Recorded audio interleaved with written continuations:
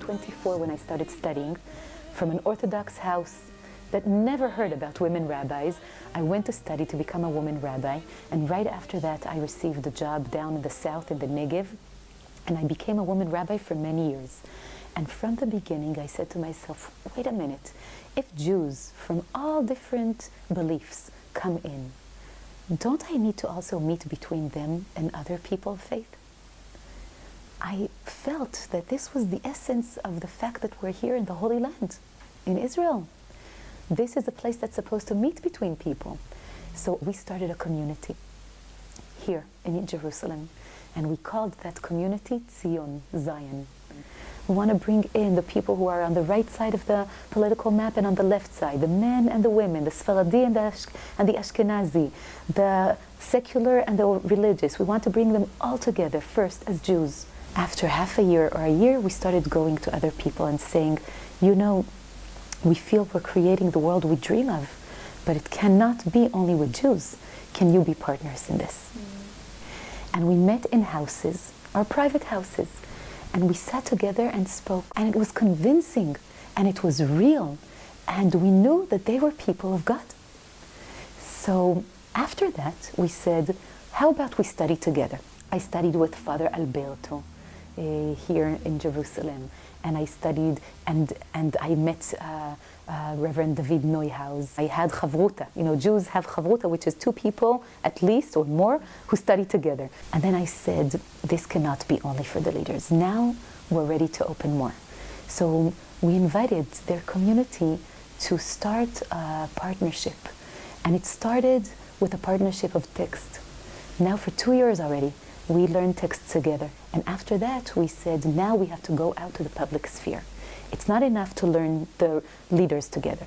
It's not enough to learn together the communities. It's not enough that we bring the leaders to the community and they speak to all the community from each side.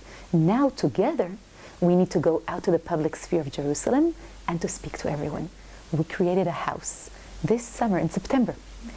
For 1 week, we put up a place that was a prayer place for all of us together, and we had a whole program that we organized all of us together.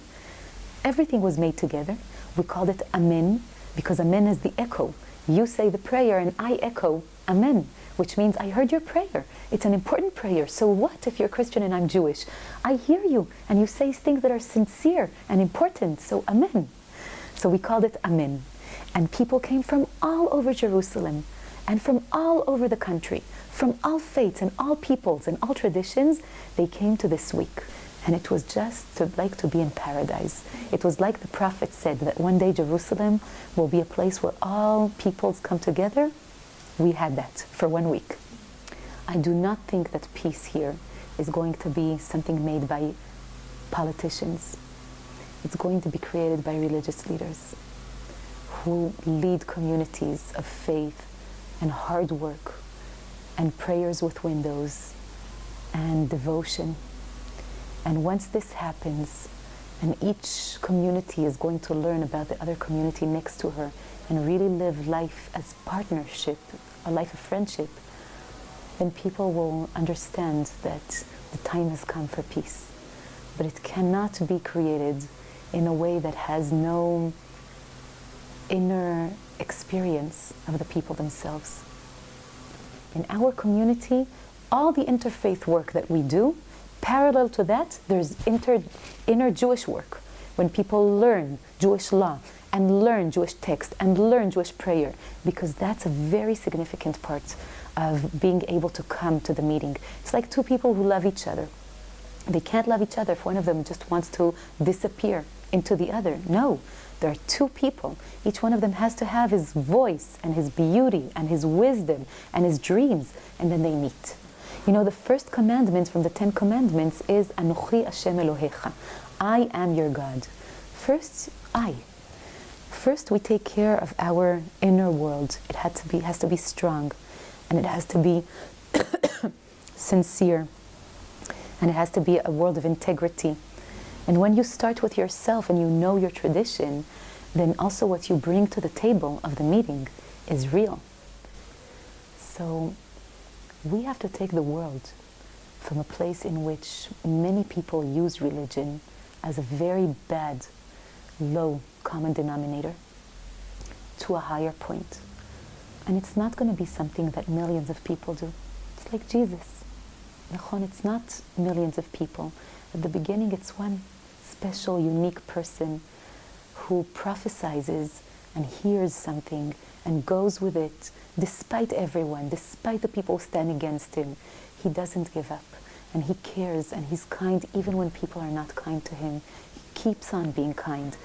And then someone else who's in a very similar position listens and says, there's someone like this in the world? If there's one person like this in the world, how can I not be like this in the world?